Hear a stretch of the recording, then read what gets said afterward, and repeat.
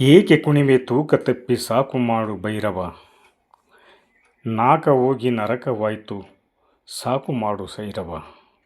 ಮನುಷ್ಯ ಒಂದೊಂದು ಸಾರಿ ದಾರಿ ತಪ್ಪಿಟ್ರೆ ಅವನಿಗೆ ಕೋಪ ಬಂದಾಗ, ಪ್ರಕೃತಿ ಮುನಿದಾಗ ಎಲ್ಲವೂ ನಾಶವಾಗಿ ಹೋಗುತ್ತದೆ. ಒಂದೊಂದು ಸಾರಿ ಮನುಷ್ಯ ಯಾಕೆ ಹೀಗಾಡುತ್ತಾನೆ ಅನ್ನುವ ಪ್ರಶ್ನೆ ಎಲ್ಲರಲ್ಲಿ ಮೂಡುತ್ತದೆ. ಅವನು ಯಾವಾಗಲೂ ಕ್ಷಮೆ ಇರಬೇಕು, ನೊಂದವರ ಧ್ವನಿಯಾಗಬೇಕು. ಮನುಷ್ಯ ನೊಂದವರ ಧ್ವನಿಯಾಗಬೇಕು, ಅವರ ಜೀವಿತದ ಉಸಿರಾಗಬೇಕು. ತನ್ನ ಸ್ವಾರ್ಥಕ್ಕಾಗಿ ಬದುಕಬಾರದು, ಇನ್ನೊಬ್ಬರಿಗೆ ಹಿತವಾಗಬೇಕು. ಗಿಡ ಮರ ಬಳ್ಳಿಗಳು ಹೇಗೆ ಬೇರೆಯವರಿಗೆ ಆಸರೆಯಾಗಿ ಹಣ್ಣು ಹೂವು ಫಲ ಕೊಡುತ್ತವೆಯೋ, ಅವು ಮನುಷ್ಯರಿಂದ ಏನೂ ಬಯಸುವುದಿಲ್ಲ. ಹಾಗೆ ಮನುಷ್ಯನೂ ಕೂಡ ಆಸರೆಯಾಗಿರಬೇಕು ದೀನದಲಿತರಿಗೆ. ಅವರಿಂದ ಏನೂ ಬಯಸಬಾರದು. ದೀನ ದಲಿತರಿಗೆ ಬಂಧುವಾಗಬೇಕು, ಅವರಿಗೆ ಸಹಾಯ ಮಾಡಬೇಕು. ಅಂಗವಿಕಲರಿಗೆ ಆಸರೆಯಾಗಬೇಕು. ಎಲ್ಲವನ್ನು ತ್ಯಜಿಸಿ ಅವನು ದಾನಿಯಾಗಬೇಕು. ಒಂದು ತೆಂಗಿನ ಮರ ಕಲ್ಪವೃಕ್ಷ ಅಂತ ಕರಿತೀವಿ. ಹೇಗೆ ಮನುಷ್ಯರಿಗೆ ಅದು ವರದಾನವಾಗಿದೆಯೋ, ಆ ಅಮೃತವನ್ನು ಹೇಗೆ ಕೊಡುತ್ತದೆಯೋ, ಹಾಗೆ ಮನುಷ್ಯನೂ ಕೂಡ ಇನ್ನೊಬ್ಬರಿಗೆ ಆಸರೆಯಾಗಿ ನಿಲ್ಲಬೇಕು.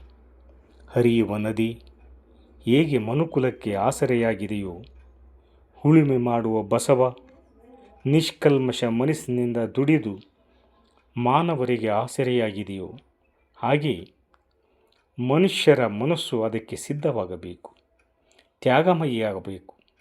ಅಷ್ಟು ಮಾಡಿದರೆ ಅವನು ನಿಜವಾಗಿಯೂ ಮಹಾತ್ಮನಾಗಿ ಬಿಡುತ್ತಾನೆ, ದೇವನಾಗಿ ಬಿಡುತ್ತಾನೆ.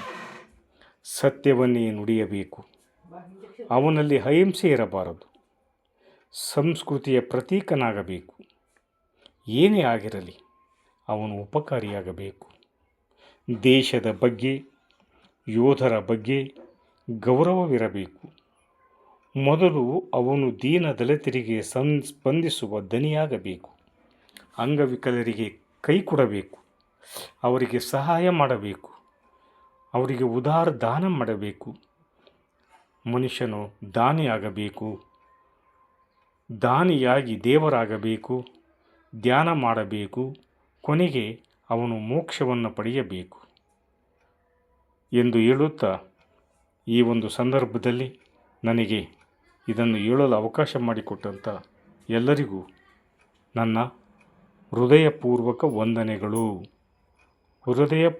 ವಂದನೆಗಳನ್ನು ತಿಳಿಸುತ್ತಾ, ಮನುಷ್ಯ ನಿಸ್ವಾರ್ಥ ಸೇವೆಯನ್ನು ಮಾಡಬೇಕು, ದೀನ ದಲಿತರಿಗೆ ಒಳ್ಳೆಯದನ್ನು ಮಾಡಬೇಕು ಅಂತೇಳಿ ಮತ್ತೊಮ್ಮೆ ನಿಮ್ಮಲ್ಲಿ ಕೇಳಿಕೊಳ್ಳುತ್ತೇನೆ.